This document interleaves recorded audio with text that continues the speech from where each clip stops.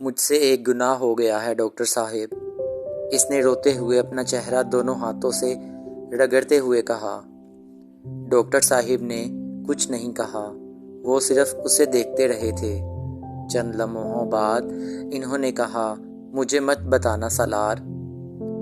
سالار نے حیران ہو کر ان کا چہرہ دیکھا۔ آپ کو بتانے کے لیے ہی آیا ہوں یہاں۔ میں تمہارا گناہ جان کر کیا کروں گا؟ اب روک سکتا نہیں تمہیں، پچھتاوا دیکھ چکا ہوں۔ بہتر ہے اپنی اور اللہ کے درمیان ہی رکھو اسے، جو پردہ ہے اسے پردہ رہنے دو۔ اللہ غفور الرحیم ہے، معاف کرنے کی قدرت رکھتا ہے اور معاف کرتا ہے اپنے بندوں کو۔ انہوں نے ہمیشہ کی طرح تحمل سے اسے سمجھایا تھا۔ میں بتاؤں گا نہیں تو میری گمراہی ختم نہیں ہوگی۔ آپ کو اندازہ نہیں ہے میں کتنی تاریکی میں کھڑا ہوں۔ اندھیرا ہے کہ بڑھتا ہی جا رہا ہے اور مجھے اس تاریکی سے خوف آنے لگا ہے۔ ڈاکٹر ثبت علی نے اسے اس بے چارگی میں کبھی نہیں دیکھا تھا۔ ان کے پاس وہ جب کبھی آتا تھا کسی مشکل میں ہی ہوتا تھا۔ انہوں نے ایسی حالت میں اسے کبھی نہیں دیکھا تھا۔ میں نے سود والا رزق چن کر اللہ کی حد توڑی ہے اور مجھ پر ایک کے بعد ایک پریشانی آ رہی ہے۔ میری سمجھ میں نہیں آ رہا میں کیا کروں۔ وہ ایک بار پھر رونے لگا تھا۔ وہ اعتراف جو ضمیر کرتا رہتا تھا وہ آج پہلی بار کسی دوسرے انسان کے سامنے اپنی زبان سے کر رہا تھا۔ توبہ کر لو اور وہ رزق چھوڑ دو۔ انہوں نے بلا توقف بڑی سہولت سے کہا۔ توبہ آسان ہے مگر دلدل سے نکلنا آسان نہیں ہے میرے لیے۔ انہوں نے سالار کی بات کے جواب میں کہا، آسان تو کچھ بھی نہیں ہوتا دنیا میں، لیکن ممکن بنا لیا جاتا ہے۔ میں 37 سال کا ہوں۔ اپنی عمر کے 10 سال میں نے دنیا کے بہترین مالیاتی اداروں میں کام کیا ہے۔ سارا رزق سود سے کمایا ہے، وہ بھی جو میں نے اپنی ذات پر خرچ کیا، وہ بھی جو میں نے دوسروں پر خرچ کیا۔ جس رزق سے میں اپنی اولاد اور بیوی کی کفالت کر رہا ہوں وہ بھی سود ہے، لیکن میری سمجھ میں نہیں آ رہا میں اب کیا کروں۔ ڈاکٹر ثبت علی نے اس کی بات کاٹ دی۔ اتنے سالوں بعد آپ کو اب یہ احساس کیوں ہوا کہ آپ کا رزق حلال نہیں حرام ہے؟ ان کا لہجہ اسے پہلی بار عجیب محسوس ہوا تھا۔ کیونکہ مجھے سکون نہیں ہے، زندگی میں کچھ نہ کچھ غلط ہوتا جا رہا ہے۔ مجھے لگتا ہے شاید میرا رزق میری آزمائشوں کی وجہ ہے، وہ بے بس انداز میں کہہ رہا تھا۔ آپ کو یاد ہے جب آپ میرے پاس امامہ کی بیماری کے دنوں میں آئے تھے اور کہتے تھے کہ آپ کے گھر میں بے سکونی کیوں ہے، امامہ آپ سے محبت کیوں نہیں کرتی؟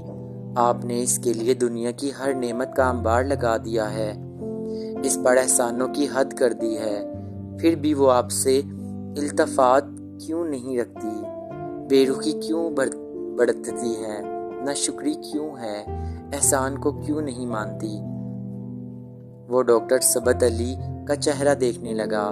میں نے آپ سے کہا تھا یہ سب اس کی وجہ سے نہیں ہو رہا، آپ کی وجہ سے ہو رہا ہے۔ اس بے سکونی کی جڑ آپ کے رزق میں ہے، وہ رزق وہاں سے آتا رہے گا، آپ کی زندگی ایسے ہی رہے گی۔ تب آپ یہ کہہ کر چلے گئے تھے کہ میں اب تو بینک میں کام نہیں کرتا، اب تو کسی اور ادارے میں کسی اور حیثیت سے کام کرتا ہوں۔ اور آپ نے یہ بھی کہا کہ میں ہمیشہ کی طرح امامہ کی حمایت کر رہا ہوں، اس کی کسی غلطی کو تسلیم نہیں کروں گا، ہر بات کا قصوروار آپ ہی کو قرار دوں گا۔ وہ اسی طرح دھیمے انداز میں کہہ رہے تھے۔ آپ نے تب بھی سوال کیا تھا اور جواب کو تسلیم نہیں کیا تھا۔ میں نے آپ سے بحث نہیں کی تھی کیونکہ آپ بہت پریشانی میں تھے اس وقت۔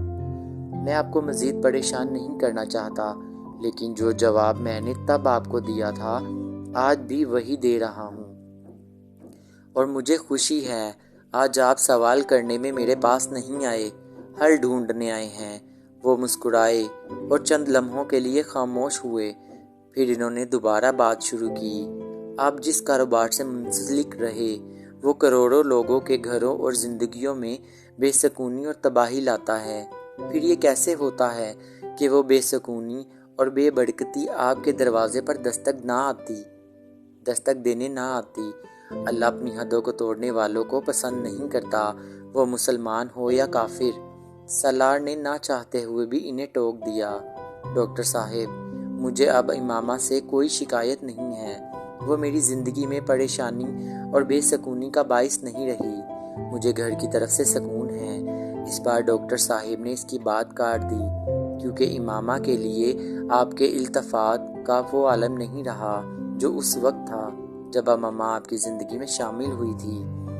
تب اللہ نے آپ کو اس کی بے التفاتی اور بے رخی کے ذریعے بے سکونی دی، کیونکہ اس سے زیادہ تکلیف آپ کو کوئی اور چیز نہیں پہنچا سکتی تھی۔ آج اللہ آپ کو اس چیز سے سب سے زیادہ تکلیف پہنچا رہا ہے، جو آج آپ کے لیے سب سے اہم ہے۔ وہ گنگ رہ گیا تھا، بات درست تھی۔ ڈاکٹر صاحب ہمیشہ کی طرح اس کے عیبوں پر پردہ ڈالنے کی کوشش میں اس کے دل میں چھپے چور کو عیاں کرتے جا رہے تھے۔ آپ نے وقتی طور پر بینک کی نوکری چھوڑی، بلا واسطہ سود کے کاروبار سے منسلک ہونے کی بجائے کچھ عرصے کے بعد بالواسطہ سود کے کاروبار سے منسلک ہو گئے۔ سالار سکندر مجھ سے زیادہ اچھی طرح آپ کو پتہ ہے کہ حل کیا ہے، مگر مشکل یہ ہے کہ اس حل کی طرف جائے پر آپ کا دل آمادہ نہیں ہے اور کبھی ہوگا بھی نہیں۔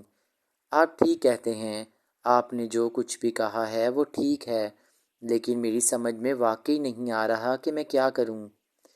اس نے ڈاکٹر صاحب کی ہر بات کو تسلیم کیا تھا۔ میں نے پچھلے سال امریکہ میں ایک گھر مورگیج کیا ہے۔ اس سال امامہ کی سالگرہ پر میں اس کو وہ گھر دینا چاہتا تھا۔ 5 بیڈ روم کا گھر ہے، پرائیویٹ بیچ کے ساتھ، ساحل سمندر پر، بہت مہنگا۔ مجھے اگلے کئی سال اس کا مورگیج ادا کرتے رہنا ہے۔ اب میرے 3 بچے ہیں، ایک اسکول جا رہا ہے، 2 چند سالوں میں اسکول جانے لگیں گے۔ مجھے ان کو بہترین اسکولز میں پڑھانا ہے، بہترین تعلیم دلوانی ہے، بہترین یونیورسٹیز میں بھیجنا ہے، بالکل اسی طرح جیسے میرے باپ نے کیا۔ اور اس سب کے لیے مجھے پیسہ چاہیے۔ مجھے ایک پرآسائش زندگی کی عادت رہی ہے، میں ان آسائشات کے بغیر نہیں رہ سکتا، اور یہ ساری آسائشات اور لائف سٹائل پیسہ مانگتا ہے، اور میں اگر حلال اور حرام کی سود کی بنیاد پر تفریق اور تمیز کرنے بیٹھوں گا تو پھر میں ان سے کچھ بھی نہیں کر سکوں گا۔ جہاں مجھے ترقی اور کامیابی نظر آتی ہے وہاں سود بھی ہے، اور جہاں سود نہیں ہے وہاں ترقی کی وہ رفتار بھی نہیں ہے جس پر میں سفر کرتا رہوں گا۔ اب آپ مجھے بتائیں میں کیا کروں؟ میں کسی چھوٹی موٹی کمپنی میں کسی چھوٹے موٹے عہدے پر کام کر کے تھوڑا بہت پیسہ بنا کر جی سکتا ہوں، لیکن اس سے میں خوش نہیں رہ سکتا۔ وہ آرگنائزیشنز جن میں مجھے اسپارک اور اسکوپ دکھتا ہے، جو مجھے اپنی طرف کھینچتا ہے، وہاں کسی نہ کسی شکل میں سود کی آمیزش ہے، حرام اور حلال کا فرق نہیں ہے۔ میں کیا کروں؟ سب کچھ چھوڑ چھاڑ کر کسی یونیورسٹی میں فائنانس اور اکنامکس پڑھا کر زندگی گزار لوں، یا کسی کمپنی کا فائنینشیل آفیسر بن کر زندگی گزار دوں؟ وہ جیسے پھٹ پڑا تھا، وہ ساری کنفیوژن جو ذہن میں تھی اب زبان پر آ رہی تھی، اور زبان پر آ کر جیسے اس کے اعصاب کو سکون دینے لگی تھی۔ آپ میرے رزق کو میرے ہر مسئلے کی وجہ قرار دے رہے ہیں، ٹھیک کہہ رہے ہیں۔ میں بھی اس رزق سے نجات حاصل کرنا چاہتا ہوں۔ مجھے بھی سود سے نفرت ہے، لیکن کوئی متبادل راستہ بھی نہیں میرے پاس۔ وہ اب پھر سے رنجیدہ ہو رہا تھا۔ میں متبادل راستہ بھی بنانا چاہتا ہوں، لیکن اس میں بھی وقت لگے گا۔ تب تک میں کیا کروں؟ میں آج ورلڈ بینک کو چھوڑتا ہوں تو چند